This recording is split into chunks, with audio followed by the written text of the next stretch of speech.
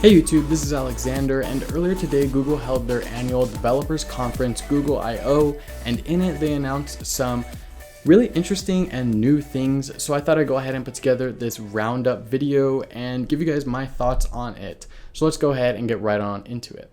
So the first thing that Google announced was what they call Google Home. Now, it's something that we've been speculating is going to happen for a little while now, and they finally made it official. So it's essentially a personal assistant for your home. It's a little hub that you place in your family room maybe, or your kitchen or bedroom, and you can ask it questions, anything like you would normally do in a Google search.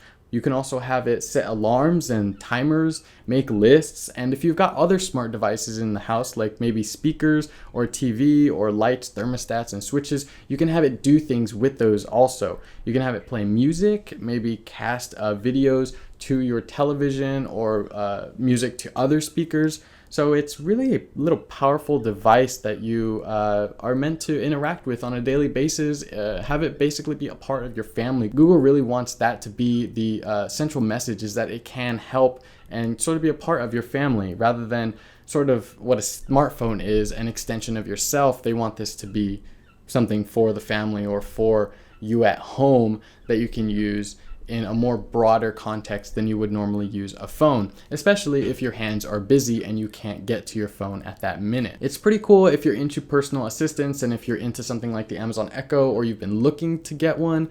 This will be available soon. I don't think they actually mentioned a time frame, but it's pretty cool if you're into this stuff nonetheless. Now, the next thing is actually something that's quite peculiar. They announced yet another messaging service. So we have Messenger, Hangouts, and now Allo. So Allo is a messaging service that uses your phone number rather than your Google account, which is nice if you want to try to get friends on board and they don't want to sign up for another Google service that may be killed or just ignored within a few months or years. You just install it and it works with your phone number. Now, this will work with Android and iOS and it'll be available later this summer, but basically it's a pretty unique little messaging service because you can adjust the size of messages by swiping up and down on the send button to make them bigger or smaller, to whisper or to shout. You can also draw photos before you send the video, and it offers smart reply suggestions for text and photos that you receive. So if you receive a picture of a dog, it'll offer up some suggestions like or cute, or it'll even mention the dog in the name, like that's a nice German Shepherd, for example, and you can send that off as a suggestion. Now, in addition to those, neat messaging features, something that it does have that's actually pretty powerful is Google search built in. So if, for example, you're chatting with somebody and you want to get Italian, it can bring up Google cards for Italian food and book restaurants for you right in that conversation without you having to actually leave, search for a restaurant, call, make a reservation, blah, blah, blah. You basically can do that right from inside the little chat service, which is actually pretty powerful and something that Google is in a unique position to offer because they have that technology that can search for things in a way that basically no other search engine can. If, for example, you want to actually speak straight to Google though and ask questions, sort of like a chat bot inside of an app,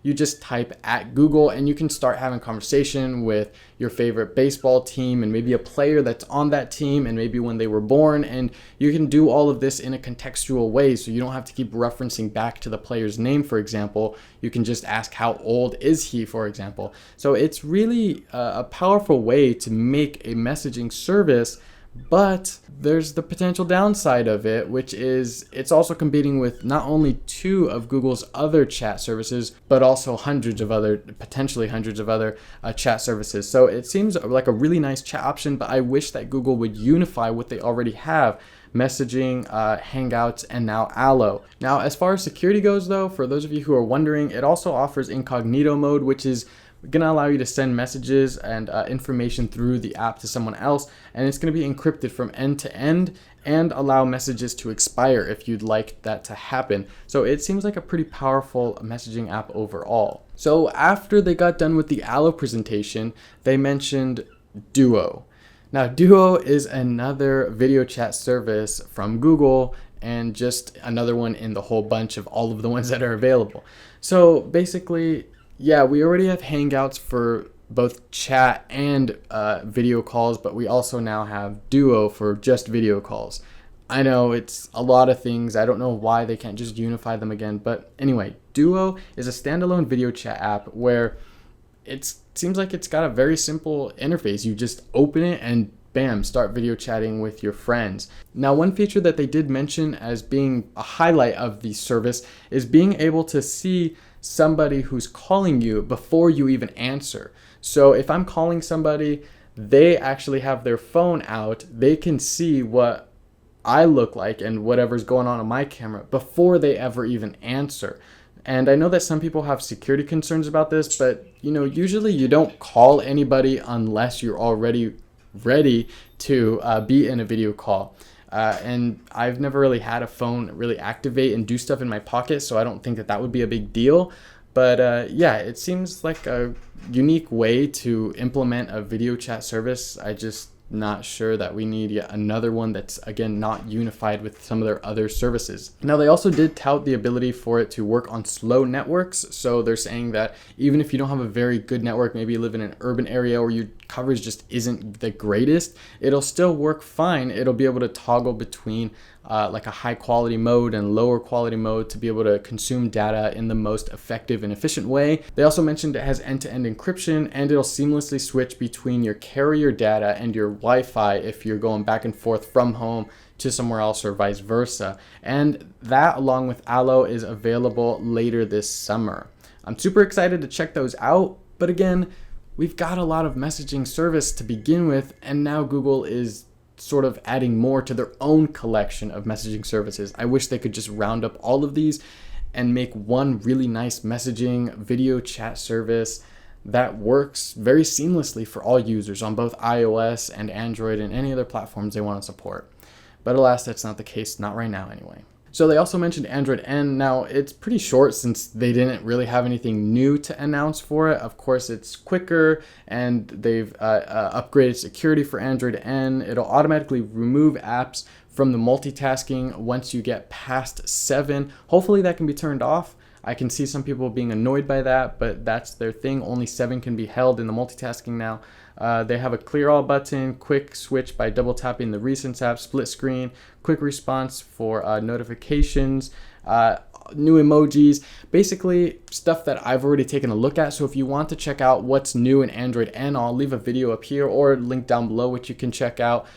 So yeah, but they also mentioned though that it's launching later this summer for any of you wondering, and they have a beta release available. So before they've had alphas, they've had 2 alphas, but now they have a beta available, which they're touting as something that you can install on your main phone or tablet now. It should be stable enough for use on those devices. I'm probably not going to install it on here just because if I want to go back, I have to erase everything and go back to Marshmallow, and I don't want to have to deal with that. But I will be taking a look at any new features as they launch on my Nexus 6, so stay tuned for that. And stay tuned for later this summer when Android N finally launches to the public in a final release form. Next up, we have VR, which is honestly something that I'm not really excited about. I'm more so kind of over VR, even though I never really had a chance to check it out in its full featured way. It seems like a really cool thing, although maybe I'll change my attitude if I ever get the opportunity to check out some of these more high-end VR systems. So they're calling theirs Daydream, and it's a high-quality VR platform that can be used with smartphones as long as they meet a minimum spec requirement, which OEMs like Samsung and Huawei, I believe, and other major ones are gearing up their phones to support later this year. Android N does have this built in, I believe they mentioned, and they're going to allow you to essentially, like you would expect from VR, be in a virtual reality area. They show this sort of low poly-esque sort of field where you can check out. You also have the option to watch movies and TV shows in VR. You can play games. You can read the news, look through photos, watch YouTube videos, and access Google Play at your fingertips with VR. They also have this headset that they showed off and a controller which apparently looks like a Wii U controller, I guess, or something like that. And you can use those in conjunction and have a nice VR experience from Google. I mean, like I said, I'm not super excited for it, but if you're into VR, this might be right up your alley, especially if you like Google things. winding down, they mentioned Android Wear 2.0, which is actually a pretty big update. Now, as you notice, I haven't been wearing my Moto 360. That's because I actually sold it. I don't have it anymore.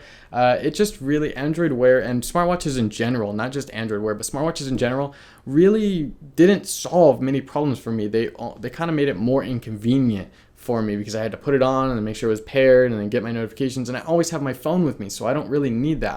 I'm fine taking it out of my pocket and taking a look at it. But anyway, enough of that. So Android Wear 2.0 comes with the ability to have watch faces show data from any app now. So before, you kind of were limited on which app faces could show which kinds of information from certain apps.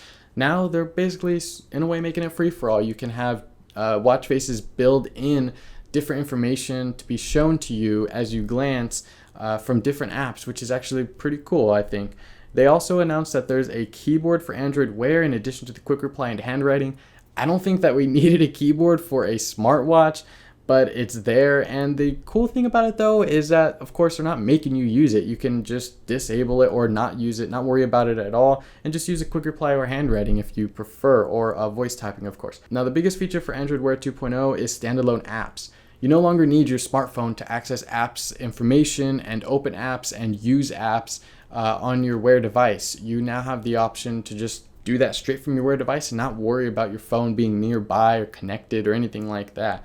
It's a pretty cool and powerful thing if you like using Android Wear a lot and you prefer to use it sometimes over your phone, or you don't want your phone with you at all. You just want to listen to music that you have on your watch, or open an app or do something on there, and you don't want to worry about needing to have your phone with you. So that's pretty cool. And Android Wear 2.0 will be available later in the fall for the masses. Right now, I think, though, they do have a developer preview, but yeah, for the masses, it'll be available in the fall. So the next thing that they announced was Android Instant Apps, which is going to have a gradual rollout later this year. And it's basically going to allow you to use pieces of an app that you don't even have installed on your phone. So if you get a link to I think they mentioned in the keynote, like a BuzzFeed video, but you don't have the app installed, it'll still open that link in the UI of the app as if you have the app installed, and you'll be able to view everything as if the app is installed and you're using the app, but you don't have the app at all. It's a really powerful thing, and it seems really cool. They also had another demo where if you park somewhere and it uses an app to park and pay with your phone, but you don't have that app installed, you can just still tap your phone to the NFC chip and it'll bring up the UI as if you do have the app installed and allow you to pay with it. And then once you bring your phone away and you're done with your transaction, that's it. You don't have the app installed. You never installed it. You just use that portion of the UI to complete that task. It seems like a really powerful thing.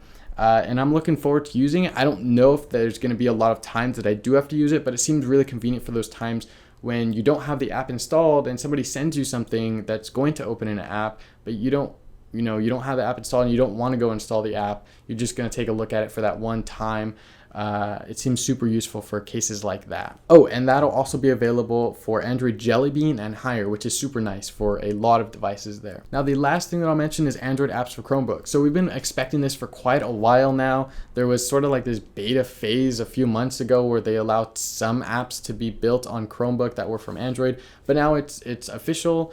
And 9to5 Google was actually the one who broke this, I believe. They mentioned that in a Google I/O session, developer session, not at the actual keynote, they had a description that mentioned how developers can bring their apps to Chromebooks. So there you have it. You're going to be able to have your apps on a Chromebook, which is actually really awesome, not for just developers, of course, because now they can branch out to more devices, but also for users on Chromebooks. Because Chromebooks, let's be honest, they're not the most powerful machines. You kind of are stuck to a web interface and the internet most of the time. But if you have the power of Google Play at your fingertips on your Chromebook, you can install tons of different apps on your Chromebook and use them as a standalone app. It's definitely going to make them much more powerful. And the fact that they are more affordable than traditional laptops and work seamlessly, that's going to be that should have been a no-brainer from the start, and I'm glad to see that they finally are making that available for Chromebook users. So anyway, that's pretty much it though. That was my whole roundup and my thoughts on Google I/O this year. It wasn't as hyped as I thought it was going to be, or as exciting as maybe I thought it was going to be, but they did announce some really cool things, mostly things that we sort of already knew or had a feeling that might come, aside from the two new chat service apps, the Allo and Duo, which again, I wish they would just integrate everything. But that's pretty much it. I hope you guys enjoyed. If you did, be sure to hit that like button and subscribe down there for more. And let me know what you guys thought of Google I/O 2016. I'd love to go ahead and read through your guys' thoughts. Anyway, I'll catch you in the next one. Peace.